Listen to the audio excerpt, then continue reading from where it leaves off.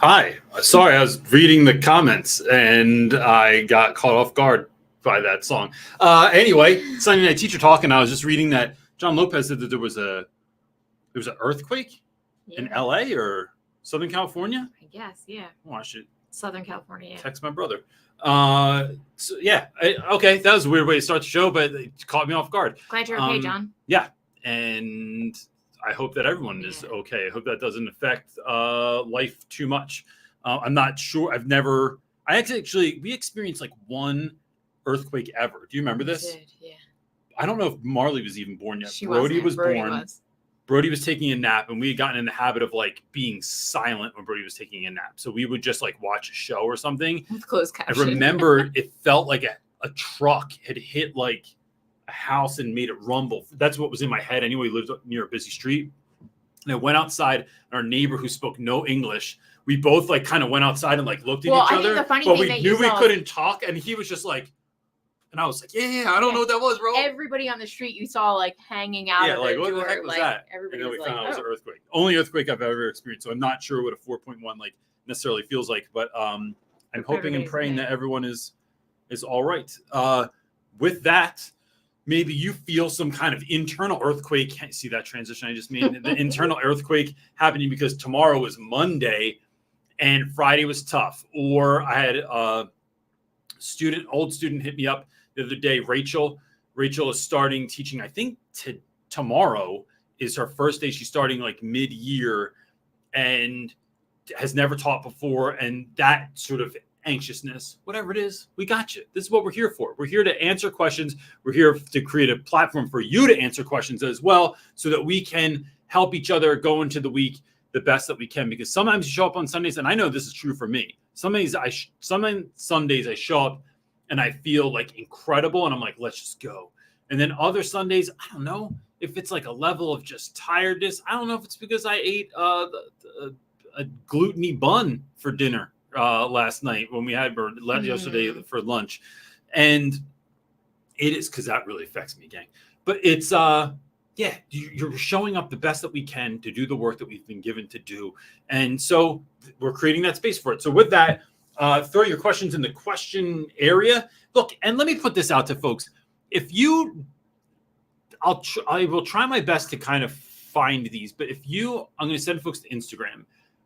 If you can never make it when we're doing this, like live, if you shoot me a DM with your question, I will do my best to add that into what we're doing. I realize that times are not conducive for everyone. Some people it's the middle of the night. Some people it's very late at night. Some people have obligations. Or you don't want your name to pop up on the screen. Shoot me your question through a DM on Instagram, and I'd be happy to answer it here so that we're meeting your needs as well. So with that, you ready? Hit it. All right, Mr. Bork is up first, asking, how do you lay out details in your lesson plans, and what do you include in your plans, you specifically? I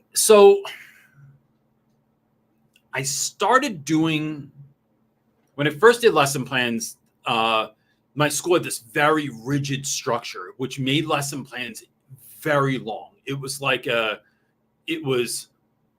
like all your objectives, all your core curriculum content standards, how those standards were matched, like where they were going to show up. Like, so when you listed all the stuff you were going to do, but then it was everything in detail that you were going to do, with the idea that if you weren't there, someone else could pick up your lesson plan.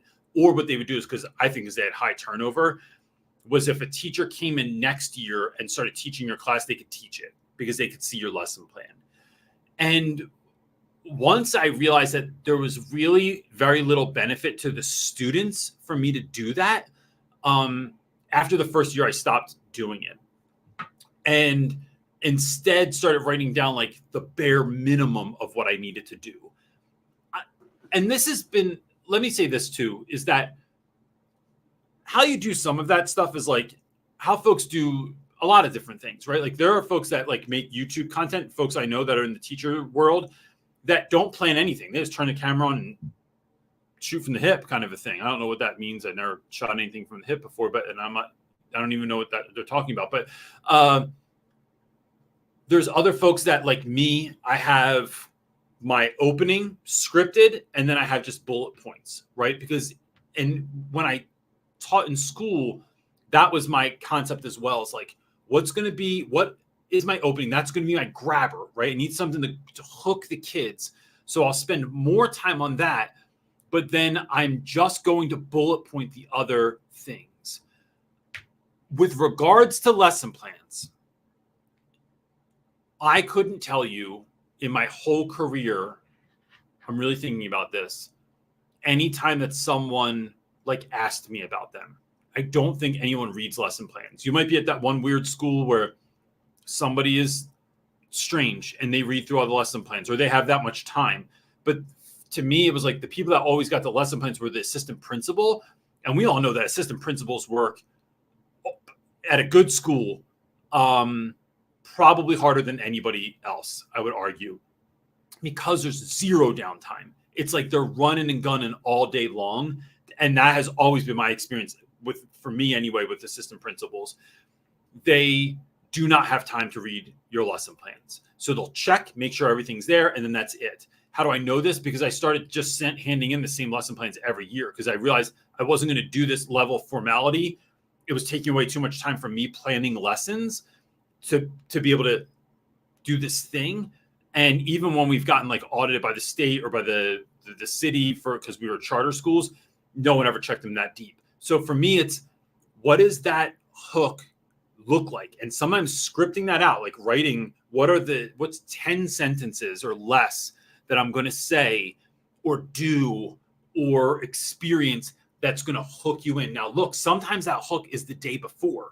So sometimes it's the end of a lesson the day before, where I'm setting up what's going to happen, what you're going to experience, what it's going to be like when you come in today. So, so that's what I'm looking at. And then it's just bullet pointing the rest of that stuff.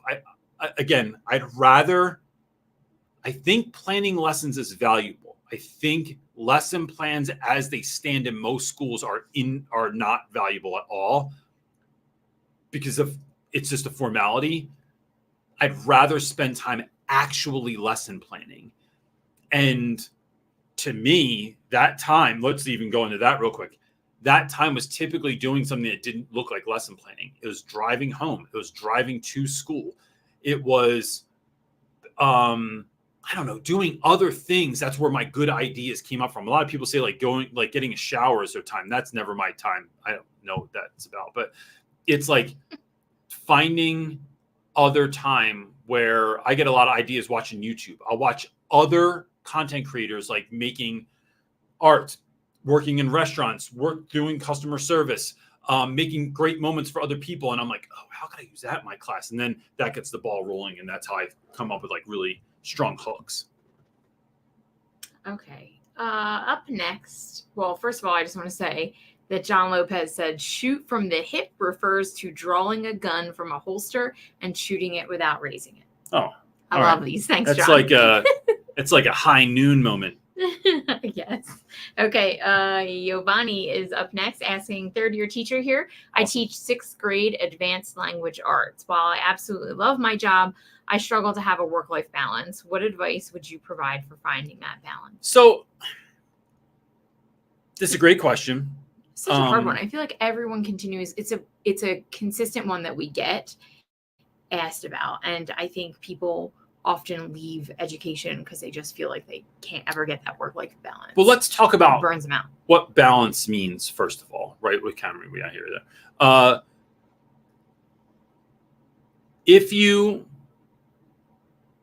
I think if you even looked at the tiniest micro movements of someone, when you have balance, you're constantly going back and forth. No one's ever steady, right? Like even if you're watching like Kung Fu movies, I'm sure if they zeroed in enough, there's micro movements going on at any time. I love that you just did with your shoulders. And no one can see that. That's hilarious. It's these micro movements that you're constantly doing. So I often think of school as spinning plates. You cannot spin all plates at one time. So if I have 7 plates and it's students, my classroom, paperwork, lesson plans, meetings with people, my PLC, my mentee, you cannot keep all plates spin. The idea is to keep them all moving, not to keep them all at the same speed at all times, right? That's impossible. So give up this idea of absolute and complete steadfast balance where everything, because look, even if you're like that, if you add one thing, if the wind blows differently, you're going to go back to teeter-tottering again, right? So one is, what do you want? What would an ideal week look like? And so this is something we've had to reframe lately. My son has severe dyslexia, and it takes a really long time to do homework during the week. And so I have to really, it's like, all right, this is 2 to 3 hours. No, I'd say about 2 hours of homework a night that we do for, and I'm certain a typical student is taking 20 to 30 minutes to do this homework assignment, right? Not us. It is trying to figure out, well, what do we want our evenings to look like, and get a vision for that, right? Like it's something I pray over is like, what do I want my evenings to look like? And one way to look at that, and I mentioned this in my 2 most recent videos, is like, what would the person you'd like to be, like you in your best form, your most self-actualized form, what would that individual's evening look like? What would it look like where you just felt awesome? Like, I love going to work. I love coming home. I love being with the kids. I love loving my wife. I love to hang out with my dog, like all the things, right? And then I think I said this last week, actually, but in short, so I have those 2 components. I'm going to add one more component on there. What are the things you value the most? So in looking at what matters to you each night, or each day, what value do you put on things in your life? And so I think it's 7 values, and I've talked about this 100 times, but it's like, my relationship with God is number 1, the number 1 thing. Next, it's me. Next, it's my wife. Then it's my kids, and so on and so forth, right? So when I was teaching, it was teaching, then it was Real Rap with Reynolds, then it was finances, then it was fun, then it was friends. When I have those, I rate them every week. So I do it on Thursday, not Friday, just because it's because my mentor does it on Thursdays. And so that's why I do it. I just rate like 1 through 5 or something like that. Like, where are things this week, right? Like, did I have time with friends? Did I have time with my family? Did I have time with school? Did I have time with having fun? And then each week, I'm never trying to get perfect scores on all of them. It's impossible. I can't give my all to my kids and give my all to friends. But it helps me to see, like, oh, if I'm feeling a little out of whack, it's been 2 or 3 weeks since I've hung out with friends. It's been a minute since I've taken my wife on a date. It's been a minute or since my wife's taken me on a date. So it's trying to figure out, am I filling the cups that are a part of that? The other thing is, if you're doing this, stop saying yes to things at school, right? If you're already feeling at capacity, no one's going to fire you because you won't coach the cheerleading squad or because you won't usher at the next school play. Say no to things unless they're things you really, really like, they're going to add to you instead of take away. When you reach your max and someone asks me to do something, I just tell them, no, I can't do it. And because I'm at my limit, I can take on no more things. And then that's it. And then, because otherwise you're just adding on these burdens of like something else that might sound fun. It might be fun in a different season of your life, but it's not fun right now. Right now, it's too tough. So that's how I try and figure that out and here's the thing. When you have that plan already, when hard, unbalanced times come up, you know what to go back to. You're not frantically trying to figure it out. It's like, all right, let me run a rating real quick, or let me look at my ratings. Look, I haven't had fun. And I haven't had friends in a while. Let me just go. We're going to go top golf it up or shoot guns, because that's what we do in New Mexico. We're just going to go shoot guns, or, go for a hike, or, just go to a movie one day or something, like just something that's going to help you recalibrate. Yeah. I think it's hard to pay attention to those things naturally because life gets so busy, which is why you then have these things that you rate to go back and look at. Yeah. But if you're not going to rate all that stuff, which I don't, but it's knowing, you have to know what fills you up and what you need. And that takes some level of self-awareness. So it's it's not just work-life balance and but it's like, you have to know what fills you up, and are you doing those things, essentially, is what it boils down to. I think it's life balance. I think the Yes. work-life thing, it's not Well, work is a and part life. of your life, right? It's not Yes. separate, Especially right? in the work we get to do, right? Yes. Like in teaching, we get to do this. And it's tough because you love doing it. I mean, I love going in early. But it's I love all staying encompassing, late. right? But when I go, I haven't spent like quality time with my kids in a minute. I need to go home. When you start to and do really that. feel that, where like he's feeling it. He said Yeah. he's like, he loves my job, but he's struggling. It's like, when you're feeling that, it's like, that's a sign Yeah. of like, okay, I need to shift and stop spinning this plate so hard and start spinning the plate of Yeah. like And self. that's like, this fill simple. up. Let's talk about how simple that is. That's this simple. You go home this week at the end of the school day. Like, right? Like, be that teacher. Like, we all know who that teacher is. That when the bell rings, you're like, how'd you even get in the parking lot so fast? What are you even doing out there? Go leave when the bell rings, or as soon as you're allowed. If you have a duty after school, just leave right away. I'm not talking to anyone in the hallway. I'm not talking to students this Or week. what if you want to put an hour in, but you're saying an hour, and then you leave with nothing else but your phone. But when like, you leave on time, Yeah. especially this time of the year, like as the sun's going down earlier and earlier, when you leave and you can get home and the sun's up, it's like, then you're like, I could take a walk. I could go to the park. Yes. And then come to school not so early, right? Get a full 8 hours of sleep. I'm telling you, you leave on time and get a full 8 hours of sleep, or however much sleep you need a night, it will shift your mental state drastically. At least it does for me. Best of luck, Ivani. I know, that's a tough one. It's a hard one. Okay, Tristan is up next asking, I'm currently in a teaching role that often gets filled by teachers who work in the position for 1 year and then leave. Amen. I am the first teacher that the current students know who returned. Next year, I don't plan to return. How can I best handle this transition when I know that students will constantly ask if I will be returning next year? I've already been asked twice. So this is tough. This is tough no matter what, though. So when I left both my schools, it's a hard thing to answer. My suggestion would be, do not tell students too far ahead of time. I didn't tell my students till closer to the end of the year. What does that mean? How close is that? So 2 weeks out, a month out? I probably told 3 them a months month out, right? Because some kids won't take your class seriously. Some kids who have dealt with abandonment issues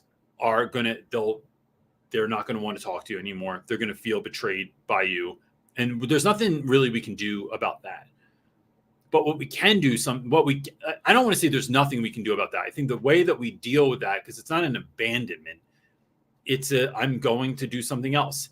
It's having the conversation with them about what this really is. Like, what's your real rationale behind what you're doing?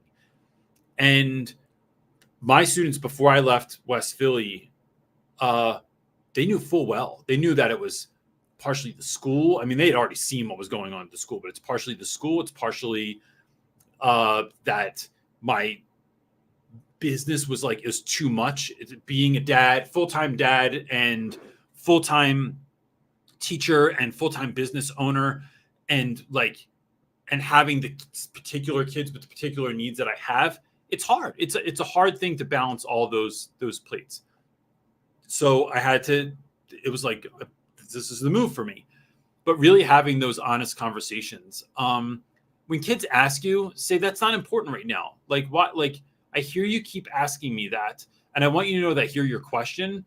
But it's not, it's like right now, this is what we're focused on, right? We're focused on you. I don't want to focus on me.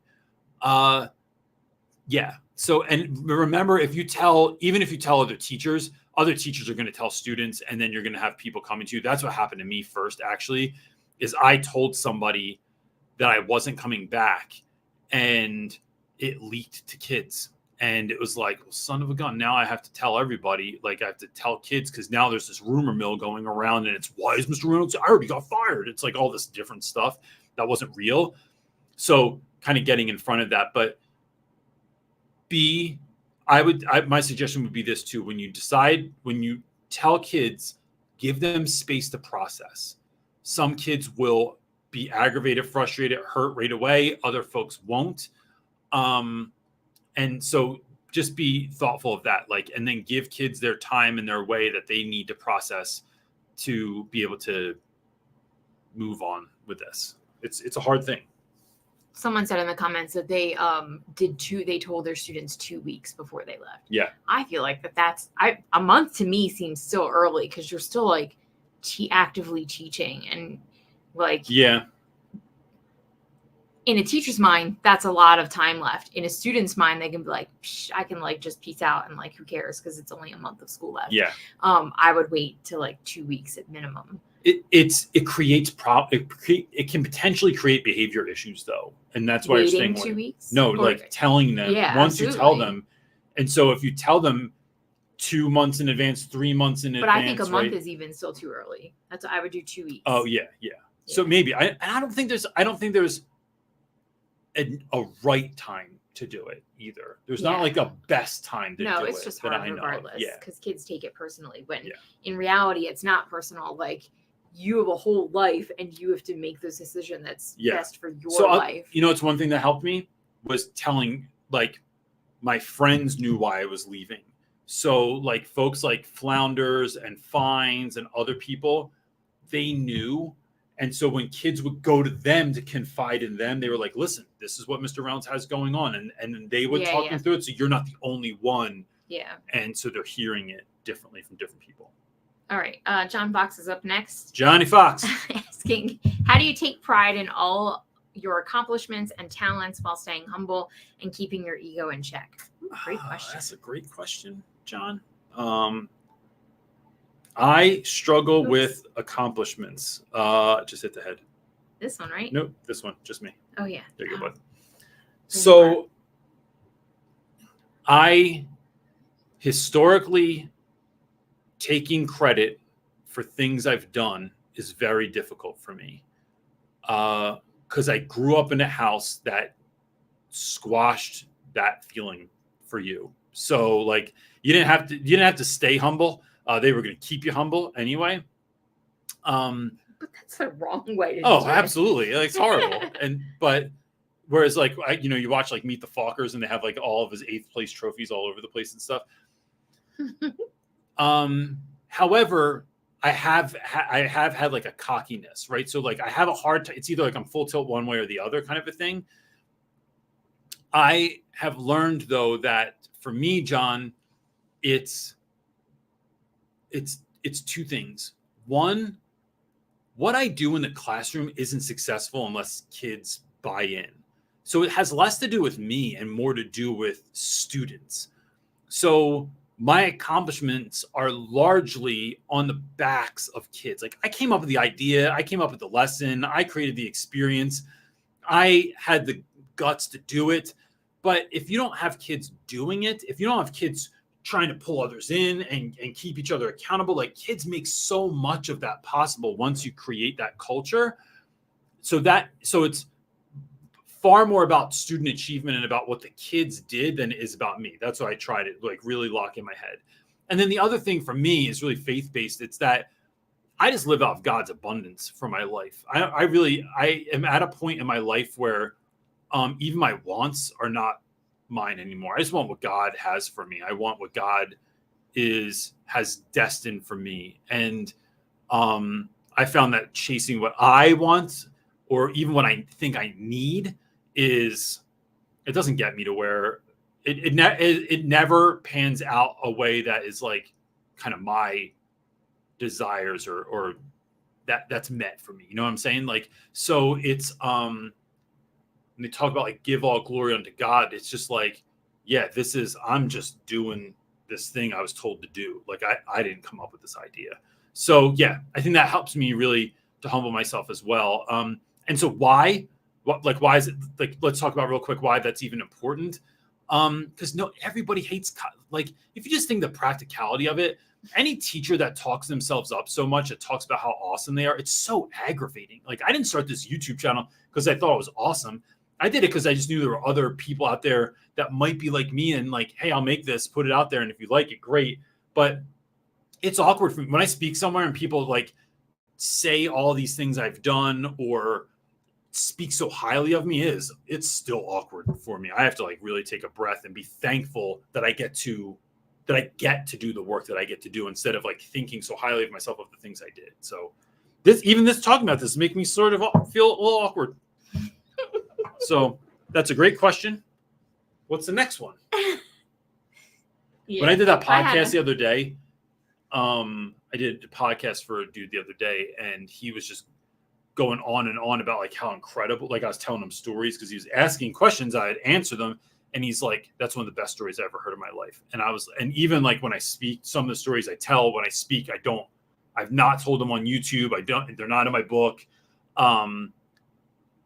People are like, they're flabbergasted, whatever that means. And it's always awkward for you. I have to breathe through it, man, because I'm like, thank you. But I think it's great, but it's also like you just have to shift and remember that the gift of what you are able to do in a classroom and your connection with students, that's a gift from God. It's not of you, right? Absolutely. Like, and if you're a faith believer, like that's the best way to look at it and to be reminded. So it kind of takes away like a little bit of the like, you're so awesome. It's like, well, no, God is awesome because he's given me this gift. I've just worked with the gift that I've been given. I've also learned to say thank you.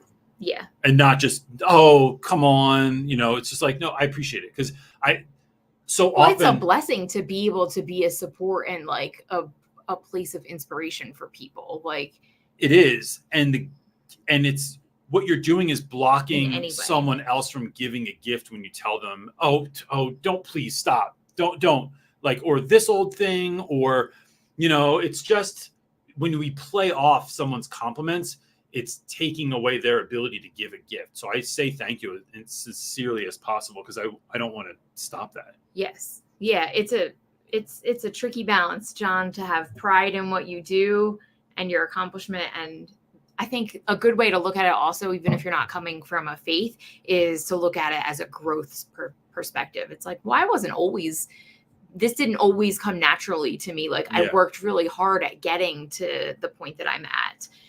That's a good way to look at it too. Because it takes a journey. No one's ever great out of the box on anything. Nope.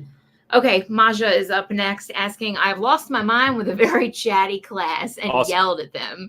It just made things worse. I feel really bad about yelling at them and getting visibly angry. How do I gain the students' respect? So I will say say I have done this many times before. When I'm at my best, I know I'm going to do it. That's very different than just losing your cool. But I will say this first, that it happens, right? Like, and I don't have a video of me on YouTube, like losing all my class, but like when everyone's failing, when no one's doing the work, when I'm getting blamed from admin, when I'm getting angry parent phone calls, when other stuff's going on at home, it can feel, it's like a slow creep. And what I do is like, my voice gets softer, I get calmer. And then I know this is like the calm before the storm. This is like, it's like the eye of the hurricane kind of thing. Cause I know I'm going to snap. And that has horrible results. Kids cry, they get upset, you get angry emails from parents like that you lost your cool. Other teachers come in to see if everything's all right. And I'm not, for those of y'all that know, like, I'm not talking about like throwing anything or like screaming at a kid, but it's like, but I probably have yelled directly at a child before. I probably have done it more than once, and I'm blocking it on my memory anyway. But so what do you do with that? The times that I've done, I have like Zach Berry. I yelled at him, and then he walked out of my class. I was mortified. It was one of those things that like as soon as you're done doing it, and sometimes in the middle of it, you're like, oh my God, what happened? Like I'm a horrible human being. Ruins your weekend, ruins your night. You have the whole bottle of wine that night. And so I think that I take all things as a learning experience. That's what I want to walk away with them as. And so I go, and the next day with Zach Berry, I pulled him aside, and it was so funny too. I remember thinking, like, I taught all Zach's siblings. He was the least annoying of all of them, but he's the one that I yelled at. Yeah, because that was Max Berry's brother, and Max Berry was like, which is so funny because he's still one of the kids I keep up with like the most. But yelled at him the next day before, like when school started. I was on the lookout for this dude. Pulled him aside before he even got to his first period class. I said, I cannot enter into this day without first apologizing to you from the bottom of my heart. My actions were completely out of pocket yesterday, that I was mad, that what you were doing was deeply bothersome to me, but you do not deserve to get treated like that. Now, I didn't say like no one deserves to get, I want them to know you do not deserve to get treated like that. I'm a grown up. I should have my stuff together better to offer you better than what I did yesterday. You were completely in the right to walk out of the classroom. I'm glad you did. And I want you to know going forward that will never happen again with you. And so it's really, when kids say like, it's no problem or don't worry about it, it's like, nope, I need you to really hear what I'm saying. Like, I'm not worried about it. I just need you to know that, like, I realize that can be really damaging to someone. And if I hurt your heart, I'm really sorry. I've done the same exact thing with classes where I'll tell them like, look, your behavior was inexcusable. Maybe sometimes I tell them a little bit about what's going on. One time I snapped at a class. It's right after my wife had miscarriage. And man, I lost it on a class. They were being horrible. And I snapped. And the next day I told them what had happened. Like, this is what's going on in my life, man. And that does not give me an excuse, but I wanted to give you a reason for where that came from. And I just didn't know how to handle it. And I snapped on you, and that's not what I should have done. Those kids were so empathetic and kind to me on a level that I felt like I didn't even deserve because of how I had acted. So it's taking a breath.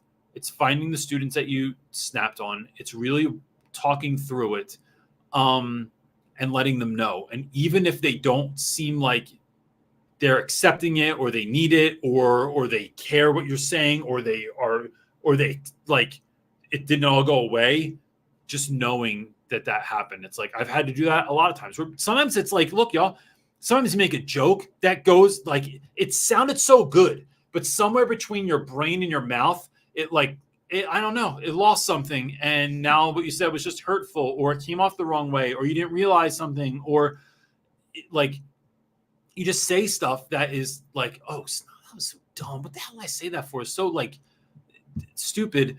It's doing the follow-up and really loving on people. And then learning from your mistakes, like having an idea of like what you're going to do next time. So whenever there's been a handful of times, like in my last few years in the classroom, where I really got pissed off, where I knew I wasn't going to be able to like thoughtfully snap. Right. So I'm not against snapping, but it has to be like, all right, I'm about to do this. Okay, here we go. Because this is what everyone needs right now. And I'll launch into it. It's knowing what to do. Who can I text? Where can I go? I'm going to walk out of the classroom. Someone's going to come in and watch kids for me. I have like things in place for what to do in the future. Did you talk about how do you, is that your method to gain the respect back of students, is kind of like apologizing? It's having a real conversation about it.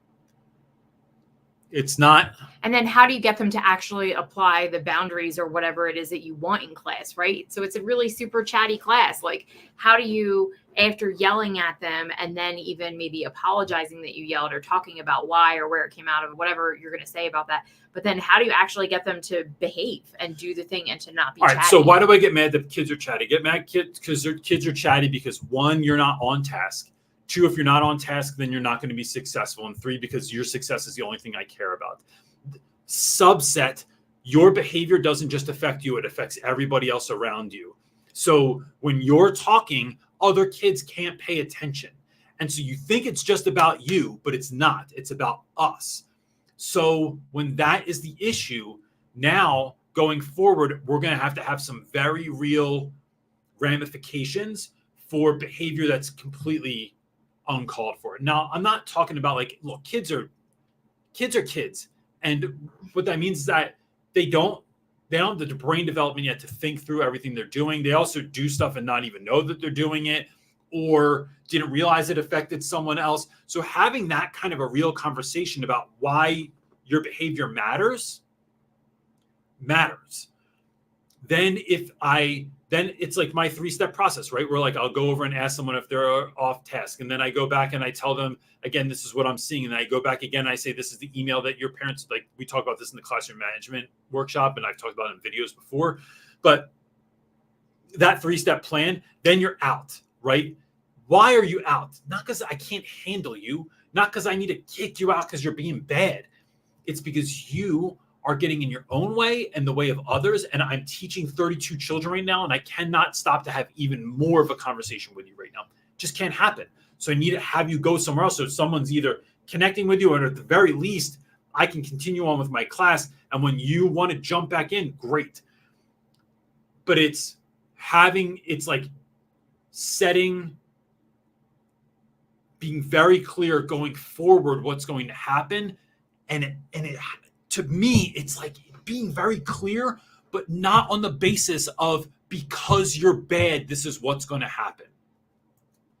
It's on the basis of you are not finding success, and you are potentially or definitely limiting the success of others. That is why you got points off.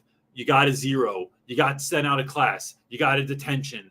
You have to talk to me after school. I got to contact your parents. Whatever those repercussions are at your school or in your classroom, that's why it's happening.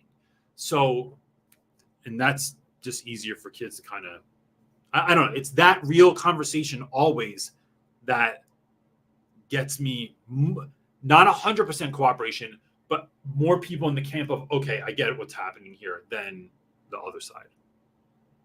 All right, Liz is up next asking, since you're open about your faith, how do you share it at work with colleagues or students without feeling awkward or fearing the repercussions? As you know, we're called to make disciples and share the gospel. So I'd say, Liz, one is St. Francis said, preach always, and when necessary, use words. Mr. Rogers said that his channel, he never talked about his faith, but it was, once you know Mr. Rogers is a man of faith, that he's a Christian, like you can obviously watch Mr. Rogers' Neighborhood and you're like, this makes all the sense in the world, right? I took a lot from those two individuals.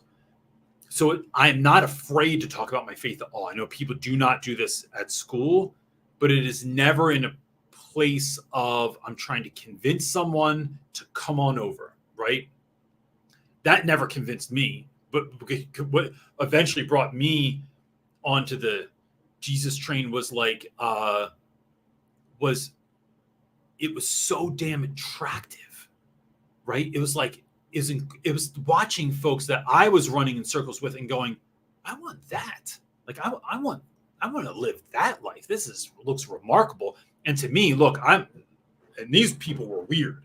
So it was like doing things in a way where I was like, I didn't know that was even a part of what y'all did. So anyway, it was, when I think about how I'm willing to have difficult conversations, how important the work is that I'm doing, how I feel like the work that I'm doing, even now through YouTube, even this show, right, is like in my purpose. It is something I've been given to do. And like, I pay attention for clues. Like, I'll keep coming on. There could be 2 people that show up a week, right? Some weeks we have a lot of people that show up. Some weeks it's a few, right? It's a handful.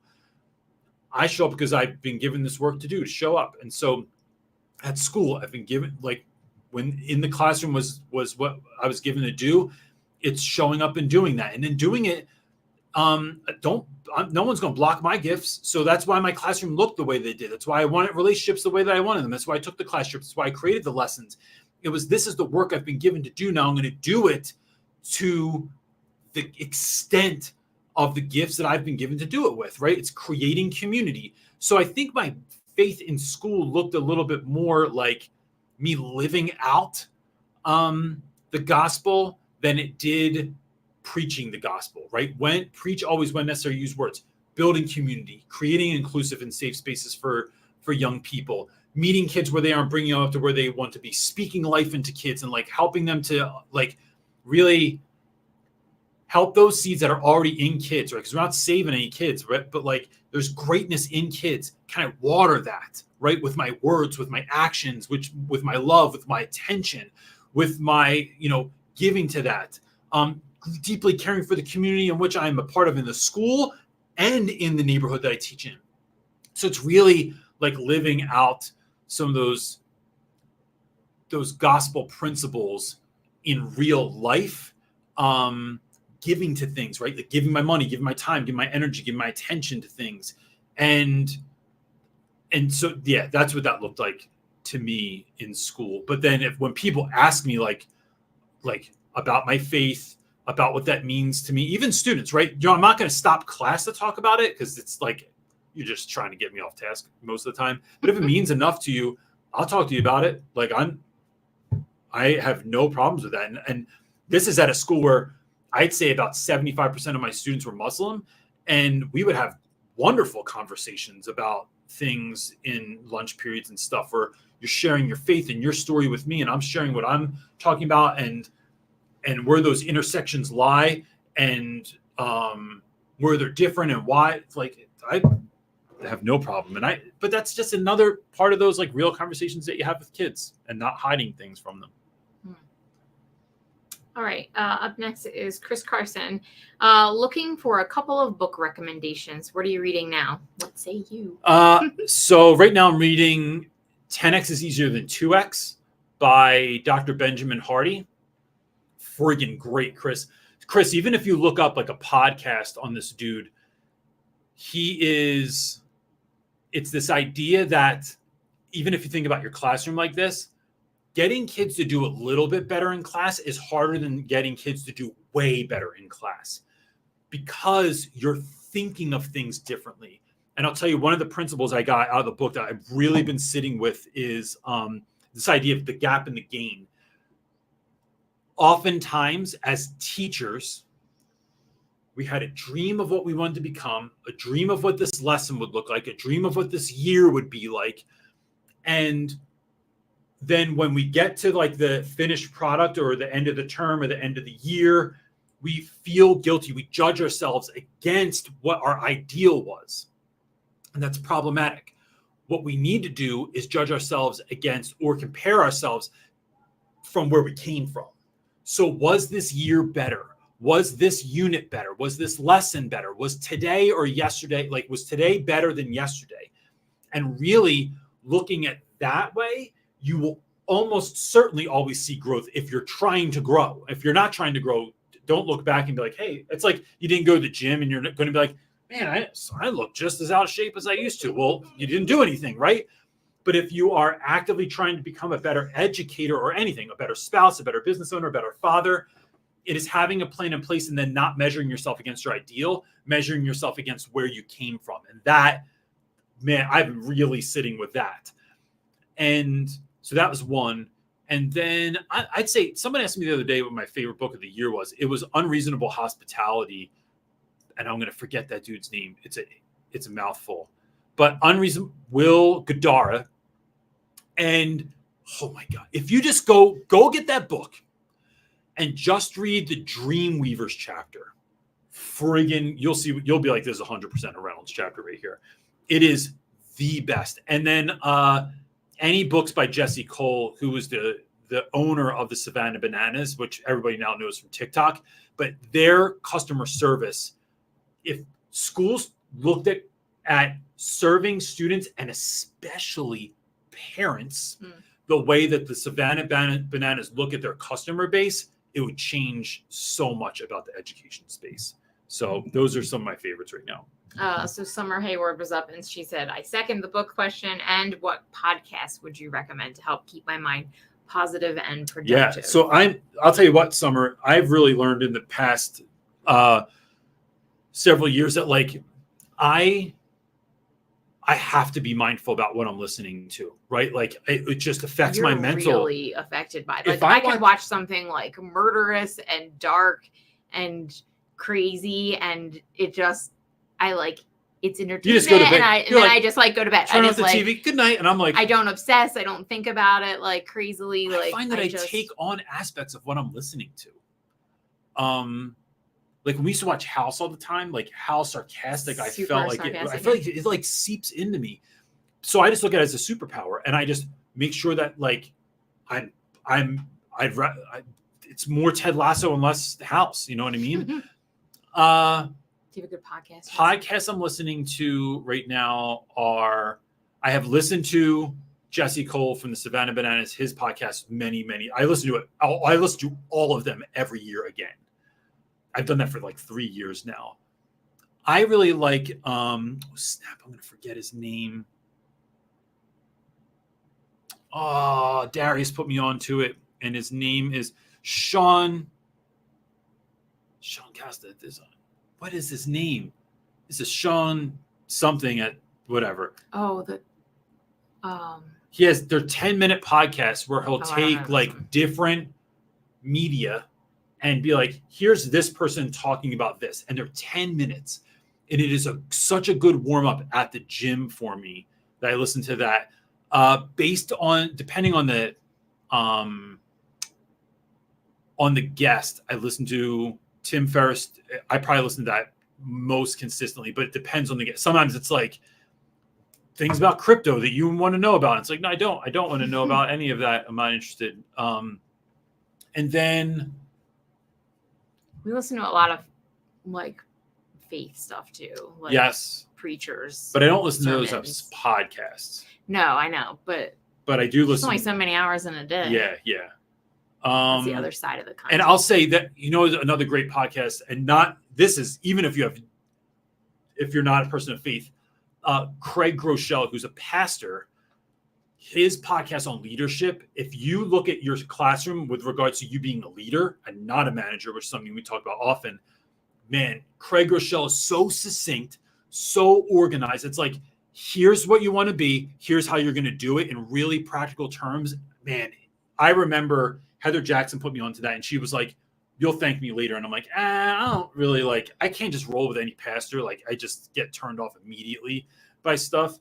I'm very picky, but his podcast, I was like, oh man. Yeah, it's good. I think it's because I like organization too. So even his delivery, I'm like, and he only does it like once a month or something like that. But his stuff is Craig Groeschel, Groechl. Man, awesome. Okay. Our buddy Amir is on here. What's up?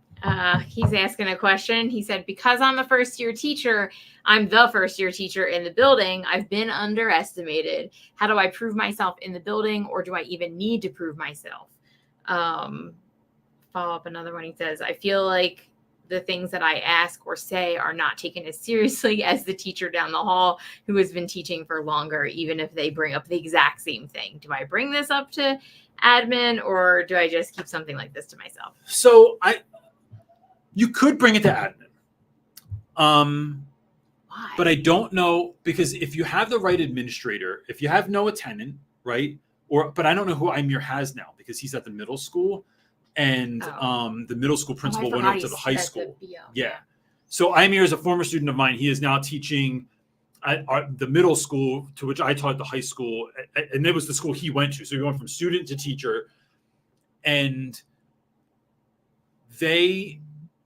Amir was in the first middle school class. He's the first class that ever went full through the middle school, full through the high school, and is now teaching back at the middle school. That's awesome. Right? Beautiful. And so I would say the only person you have to prove anything to is yourself. So let's talk about why that's important and what that means too, right? Because that's such a bumper sticker.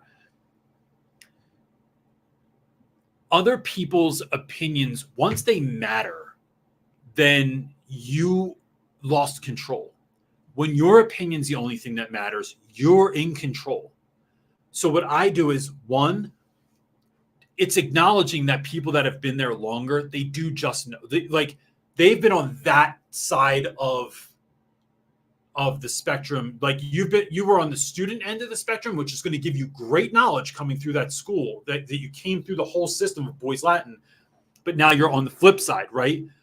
It's really listening to that, knowing that it's probably part of the game. But you going forward are going to do a couple of things.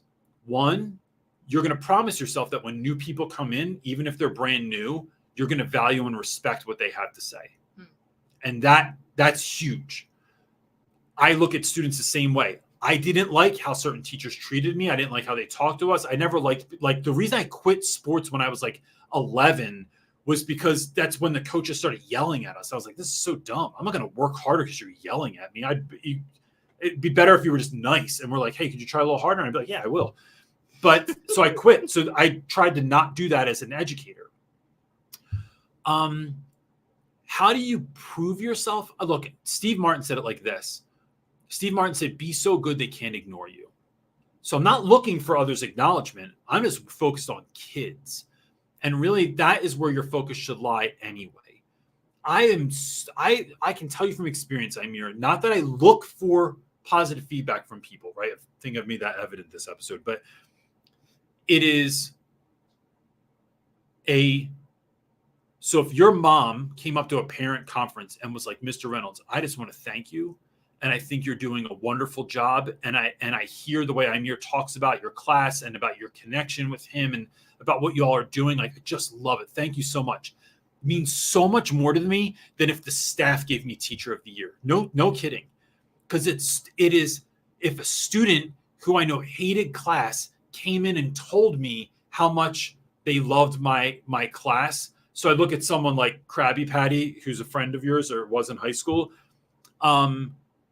The kid hated everything, right? And then, but like, he would just be like, I love your class, Mr. Reynolds. I just love coming in your class every day. You know, the head all bobbling all over, but you know what I'm talking about. So that means so much more to me than any teacher telling me I'm doing a good job, even a teacher that I really respect and admire. So how can I make this day great for kids and have it not be about me? How can I make sure that I'm going to respect the next person coming up next year when I have just 2 years in, right? Someone that's new has no years in, you at least have you're over top of them.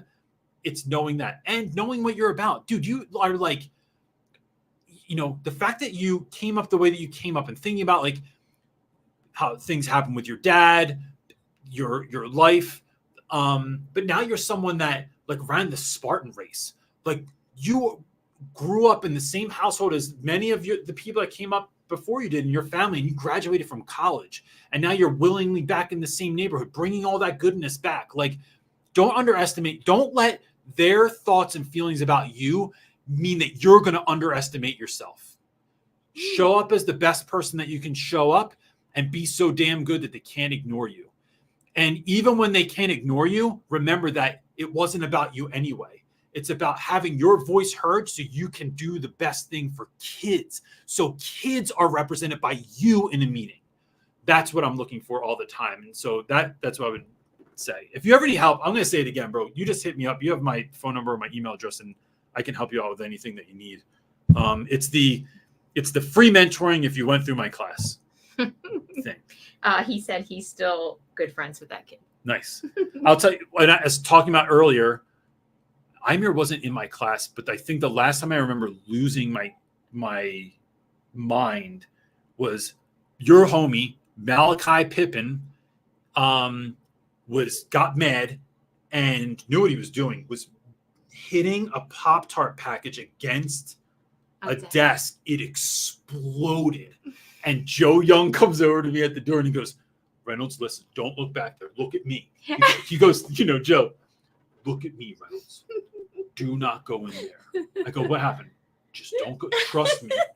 Me and Marcus are going to clean it up. And then me and Marcus went up and cleaned up my classroom. Sticky pastry. And then they pulled Malachi Pippin aside and they were like, never again. And like, Joe was one of those dudes. I don't care how tough you thought you were. If Joe told you no, you were just like. Did you yell at him, that kid? I did not yell at him. Well, I don't remember. You can't. I was going to say, but I do remember having a very serious conversation with him later. Because he was just that dude too. Like his freshman year, Amir's whole class, his period, he was in the honors class, and that was the last time I taught honors. Okay, Amir also reminded us that Randy, CJ's former work colleague, just wrote a new book. So if you're one of the people that are looking for a new book, you could check out Everything We Never Had. And Randy my man is pumping out the books. And so he's got a bunch of them. He just did the latest Avatar, The Last Airbender book as well. Yeah. And he's gotten lots of Legend awards. of Roku, I think it's called. He's a great author if you're looking for. And he used to drive me to school. Cho went to his talk the other night and hit me up. She's like, "You look who I'm with." I'm like, "I know that guy." I'm like, is he talking about how he used to drive me to school? That's what I like to remind him of all the time. Even though he's super famous now. Mm-hmm. All right. Pete is up next. That's how I'm keeping him humble. I know, right? Pete is up next asking, how do you go about creating a seating chart for a classroom that has multiple students with assorted accommodations? I have one class, middle school, 6th grade, where it teeters my classroom management. So, Pete, seating charts feel like whack-a-mole. And when I'm thinking about a seating chart, to me, now look, I've had pushback from this, but I've never here's what I've had pushback about. Preferential seating, right? An IEP will say that someone requires preferential seating Every IEP in a class. Says that. So in my class, where we don't follow the law, in my school, and we put 20 kids with IEPs in a class of 25, right, which is completely illegal. I have 5, 6, 7 desks going across the front of the classroom. How the hell is everyone then? Because what that means in IEP talk at our school was front row. But to me, it doesn't mean front row. Preferential seating to me means if you have ADHD and I know you're not on meds, you need a stand-up desk. You need a wobble board. You need room to move. You need to sit in the back of the class so your movement isn't distracting everyone else. But to me, because of how I teach, I don't teach from the front of the room. I teach from all over the room. It's easier for me to talk to or address a student in the back than it is the middle of the classroom or even the second seat in. So then the argument in our school was like, well, then second seat in is preferential seating. It's like, no. This is not reserved parking, right? This is what is going to create the greatest amount of access to you and get you what you need to me. So that's what I started thinking about it as, like, if someone's off in the corner or they're at my desk or they're sitting on the couch or they're on the back windowsills or they're at the series of stand-up desks, that was creating more for me. Especially when kids have a lot of attention issues, I do rows because it helps the least amount of people to be looking at the eyeballs of the least amount of people. So that helps. And I would say it is, so making sure I'm in compliance for sure. But I also think contacting home and saying, hey, look, this is what I realize is the situation for your student, that they need this accommodation. Is there anything, so here's what I'm thinking about doing for your child, or is there anything I should know about your kid before I do that? It might take some movement of moving kids around a few times and letting kids know that, because kids they're saying, look, the research shows we gravitate towards the things we're most familiar with. Kids want their same seat every day. Moving seats bothers kids, especially with kids that if you have someone on the spectrum or something like that, kids that are prone to really needing that rhythm to help them feel safe, to help them focus on other things. I want to be mindful of that. But so I try and move it as much as possible quickly and then try and cement things in. And even that, it can be very imperfect. Talking to kids about that imperfection, talking to kids about, look, I know this isn't the best spot for you, but here's how we're going to make this work. Or here's what I really believe in you. Or I really love that you're here. Or here's another one. Last thing I'll say, I need to move your seat because you can't sit near Jake because I can see we're off task too often. Where could I sit you in class that you're going to have the best outcome? You're going to find the most success. That is a question where now I'm empowering a student, having them look over the landscape of the classroom, and then they decide what they're going to do. Yeah, he says also that, I agree with you. I have those long, skinny tables combined in 2 for groups. Yep. My teaching style is also moving around. I average 10,000 steps a day. Yes. Yeah, no, that's awesome. But and I love those tables, but I realize how they can be problematic too, because you're just sitting like right next to somebody all the time, and that can be difficult for kids and for you, because it's like you can't separate people enough sometimes. So I hear what you're saying. Look, the other thing, Pete, is letting kids know what you're trying to do, right? I'm not moving kids. Again, it's not moving you because you're bad. I'm moving you to find optimal success. And so, like a piece of music, sometimes we have to move things around so we can find that perfect orchestration of how this is going to work the best way, like how we're going to find this is going to be like we're going to find that perfect, I guess, arrangement that is going to get us the most bang for our buck in this situation. All right. Well, we're good. It's been an hour and we're out of questions. Cool. Well, I perfect. love it when that happens. Yeah, because we hate leaving questions on there. Look, gang, if you need anything from us, we have there's all kinds of stuff that, like, if you need it, from following us on social, right? We're trying to connect you with like answers if you need help and you want to send a DM or whatever. I didn't mean to put that one up, but it's hard for me to see this. Or the Facebook community, right? There's almost like 7,000. I don't know how many people are in there now. It's thousands of people from all over the world that are just teachers trying to get answers to things we're doing.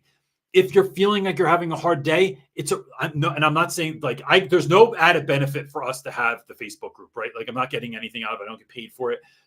Going in and answering someone else's question, helping someone else out, is a really good way to bounce back from a day where you felt like you have no control, but you might see someone else's situation and be like, oh, this is what you got to do there. It's a really great place for you to kind of find some of that stuff for yourself. Or just connect, just understanding that other teachers are having a hard time and you're not alone. Yes. I think you feel alone in that classroom all by yourself. Yes. But you're not. Absolutely. And with that, we'll see you next week, gang. Peace.